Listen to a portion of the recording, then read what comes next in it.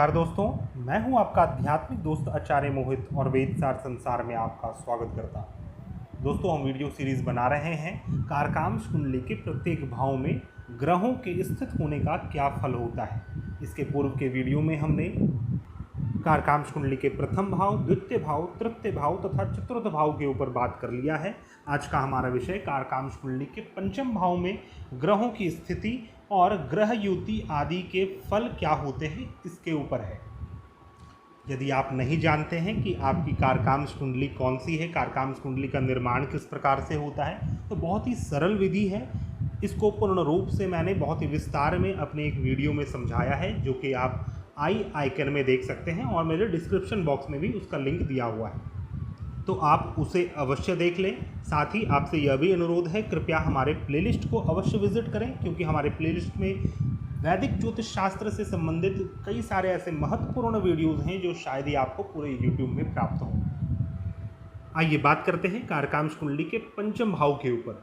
कारकांश कुंडली के पंचम भाव में सबसे पहले मैं इंडिविजुअल ग्रह वाइज उसका फल बतलाऊंगा। सूर्य आदि ग्रहों का स्थित होने से किस प्रकार का फल होता है। उसके बाद हम ग्रहों के कुछ योग, कुछ युति, कुछ दृष्टि के ऊपर बात करेंगे।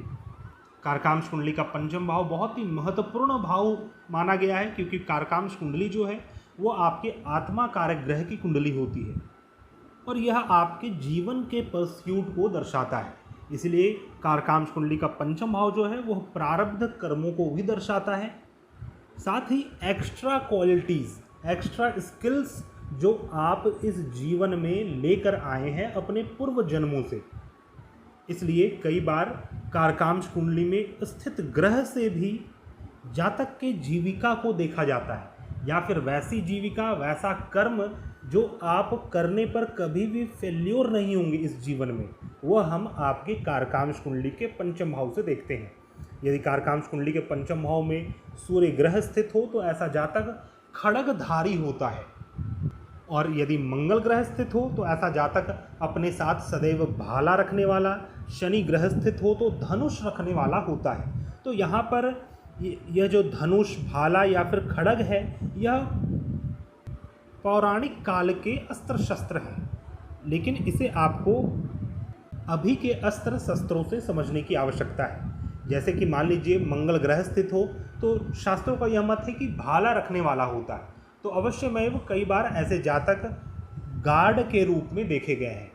किसी भी संस्थान में जो हाथ में लाठी लिए या फिर हाथ में कोई भाला के समान कोई वस्तु लिए कोई गार्ड होते हैं, उसे हम इस योग से देख सकते हैं। उसी प्रकार यदि शनि ग्रह स्थित हो तो जातक बंदूकधारी गार्ड हो सकता है। यदि कारकांश कुंडली के पंचम भाव में राहु ग्रह स्थित हो तो लोह यंत्र करता होता है, अर्थात कि लोहे के यंत्र को चलाने वाला। कई बार ऐसे जातक ड्राइवर भी होते हैं, या फिर कोई फैक्ट्री कार्यकर्ता या फिर फैक्ट्री का मालिक। यदि केतु ग्रह स्थित हो तो धटी यंत्र करता होता है। शुक्र की स्थिति पंचम भाव में होने से ऐसा जातक कवि होता है, अच्छा गायन कार्य करने वाला होता है, अच्छा स्टेज परफॉर्मेंस करने वाला होता है, और विशेष तौर पे अच्छा वक्ता होता है, किसी चीज़ का प्रवर्तक हो सकता है, तथा काव्य और पौराणिक ग्रंथों का प्रवर्तक या फिर टीकाकार भी हो सकता है। तो दोस्तों, इस प्रकार से इंडिविजुअल ग्रहों का फल बतलाया गया है कारकांश कुंडली के पंचम भाव में। अब ग्रहों के कुछ योगों के ऊपर बात करते हैं। यदि कारकांश कुंडली के पंचम भाव में मंगल के साथ राहु ग्रह स्थित हो, जैसा कि मंगल का मैंने फल बतलाया आपको कि ऐसा जातक भाला रखने वाला होता है, राहु का मैंने आपको बतलाया कि लोह यंत्र करता होता है, लेकिन मंगल राहु साथ में स्थित हो तो ऐसा जातक एडमिनिस्ट्रेटिव लेवल में काम करने वाला होता है, साथ ही कोई दरोगा या फिर कोई बड़ा पुलिसकर्मी के रूप में देखा जा सकता है। लेकिन इस योग का एक अशुभ फल भी है कि ऐसे जातक को क्षय रोग होने की संभावना बनती है। मिर्गी से related problem, nervous related problem, nervous system से रिलेटेड प्रॉब्लम जातक को होते हैं। और यदि इसी स्थान में चंद्रमा की दृष्टि पड़ जाए, मंगल राहु स्थित हो पंचम भाव में और चंद्रमा की दृष्टि भी पड़ रही हो, तो ऐसे जातक निश्चय ही क्षय रोग से ग्रसित होते हैं, अर्थात मिर्गी जैसे रोग से ग्रसित होते हैं। यदि पंचम भाव में कोई भी ग्रह स्थित ना हो और मंगल की दृष्टि पड़ रही हो, तो ऐसे जातक फोड़े फुंसी वाले रोग, या फिर गंड रोग से आदि अनेक प्रकार के रोग से भयभीत होते हैं और ग्रसित होते हैं। यदि कारकांश कुंडली के पंचम भाव में गुलिक ग्रह स्थित हो, गुलिक एक अप्रकाश्य ग्रह है, और गुलिक के साथ यदि कोई भी अशुभ ग्रह हो, पाप ग्रह हो, या राहु हो या फिर केतु हो, तो ऐसे जातक को विष का भय होता है। क्षुद्र विष के भय से ऐसे जातक ग्रसित होते हैं। यदि बुध ग्रह की दृष्टि हो तो ऐसे जातक, पंचम भाव में कोई भी ग्रह ना स्थित हो और सिर्फ बुध ग्रह की दृष्टि पड़ रही हो, अर्थात कि बुध ग्रह एकादश भाव में स्थित हो कारकांश कुंडली के, तो ऐसे जातक परमहंस की उपाधि प्राप्त करने वाले होते हैं। तो दोस्तों, इस प्रकार ग्रहों की दृष्टि तथा ग्रहों के फल के विषय में बतलाया गया है।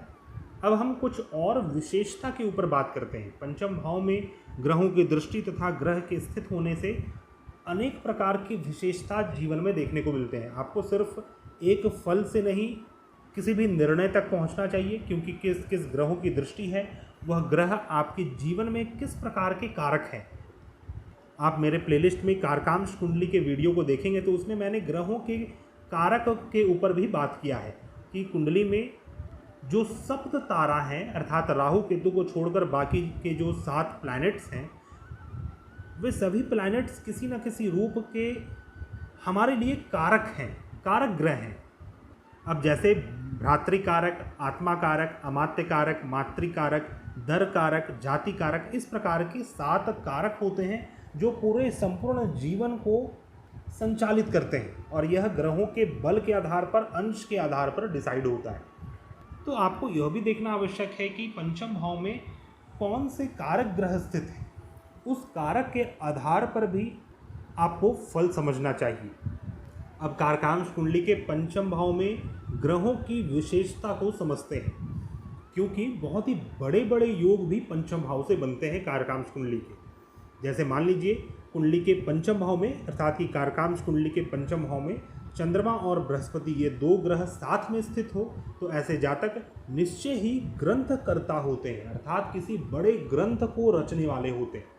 ऐसा नहीं कि वो धार्मिक ग्रंथ ही हो, किसी भी प्रकार के ग्रंथ को रचन करने वाले होते हैं, चाहे बृहस्पति वक्री ही क्यों ना हो या फिर अपने शत्रु राशि में ही क्यों ना स्थित हो। यहाँ पर पंचम भाव में शुभ ग्रहों के शुभ फल को दर्शाया गया है। चंद्रमा, बृहस्पति, शुक्र और बुध, यह सभी शुभ ग्रह माने गए हैं, और कोई भी शुभ ग्रह यदि स्थित हो पंचम भाव में कारकांश कुंडली के, तो ऐसे जातक अवश्य ही ग्रंथकर्ता या ग्रंथ के कार्य को करने वाले होते हैं, बड़े बड़े ग्रंथ को लिखने वाले होते हैं। या तो इकोनॉमिस्ट होते हैं, या फिर कोई ब्यूरोक्रेट्स होते हैं, कोई पॉलिटिशियन होते हैं, कोई ज्योतिषी होते हैं। इस प्रकार के अनेक अनेक फील्ड के ज्ञानी व्यक्ति होते हैं और उस फील्ड के ग्रंथ को रचना करने वाले होते हैं। तो चंद्रमा बृहस्पति से जातक ग्रंथकर्ता होता है। यदि शुक्र ग्रह स्थित हो सिर्फ, तो उससे थोड़ा कम ग्रंथकर्ता होता है, अर्थात कि चंद्रमा बृहस्पति से थोड़ा सा छोटा योग है शुक्र रहने पर, और उसी प्रकार बुध रहने पर तो शुक्र से भी थोड़ा छोटा योग है, कुछ कम ग्रंथकर्ता होता है। और मैं आपको बतला दूं, बृहस्पति किसी भी स्थिति में यदि कारकांश कुंडली के पंचम भाव में स्थित हो, तो ऐसे जातक सर्वज्ञाता, ग्रंथकर्ता तथा वेद वेदता होते हैं, अर्थात कि वेद वेदांतों को जानने वाले एवं शब्द शास्त्र का ज्ञाता होता है। पर ऐसे जातक थोड़ा कम बोलने वाले होते हैं, थोड़ा कम वक्ता होता है। लेकिन वहीं दूसरी ओर यदि शुक्र और बुध ग्रह रहे तो ऐसे जातक अच्छे वक्ता भी होते हैं। दोस्तों, वीडियो के प्रारंभिक समय में मैंने ग्रहों के इंडिविजुअल रूप से फल बतलाया था, मंगल, सूर्य, शनि आदि ग्रहों का। अब यहाँ पर और भी उसे विस्तार दिया जा रहा है।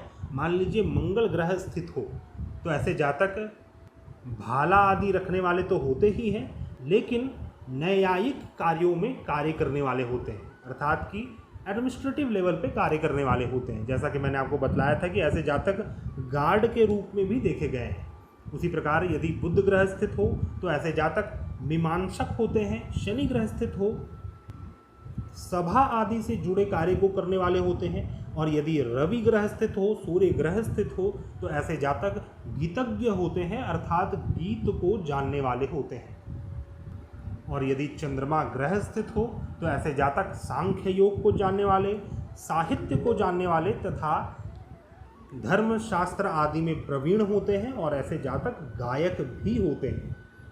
और यहाँ पर जो भी मैंने ग्रह का फल बतलाया है, जैसे कि मंगल हो या फिर शनि हो, बुध हो, सूर्य हो, चंद्रमा हो, तो इन सभी का इंडिविजुअल वाइज शुभ फल ही देखा गया है। और इन ग्रहों के साथ यदि बृहस्पति ग्रह का किसी न किसी प्रकार से संबंध बन रहा हो, या तो बृहस्पति की युति हो या फिर बृहस्पति की दृष्टि हो, तो ऐसे जातक उस फील्ड में, उस क्षेत्र में संप्रदाय की सिद्धि प्राप्त करते हैं, अर्थात सर्वोच्च लेवल पर कार्य करने वाले होते हैं और उच्च सिद्धि को प्राप्त करते हैं, अर्थात कि कोई बड़े नाम को करते हैं, अपने लेगेसी को प्राप्त करते हैं। तो दोस्तों, इस प्रकार से आपको कारकांश कुंडली के पंचम भाव में ग्रहों के फल को समझना चाहिए। आशा करता हूँ आपको मेरा यह वीडियो पसंद आया होगा। यदि आपको हमारे वीडियोस पसंद आते हैं तो कृपया हमारे चैनल को सब्सक्राइब करें, हमारे इस वीडियो को ज़्यादा से ज़्यादा लाइक करें, शेयर करें तथा हमारे प्लेलिस्ट को अवश्य विजिट करें। यदि आप अपनी कारकांश कुंडली का विश्लेषण करवाना चाहते हैं या फिर वैदिक ज्योतिष के पद्धति से अपनी कुंडली का विश्लेषण करवाना चाहते हैं तो आप हमारे से कांटेक्ट कर सकते हैं। हमारा कांटेक्ट डिटेल्स आपको मेरे डिस्क्रिप्शन बॉक्स में मिल जाएगा। हम मिलते हैं नए वीडियो में, तब तक के लिए धन्यवाद। जय हिंद।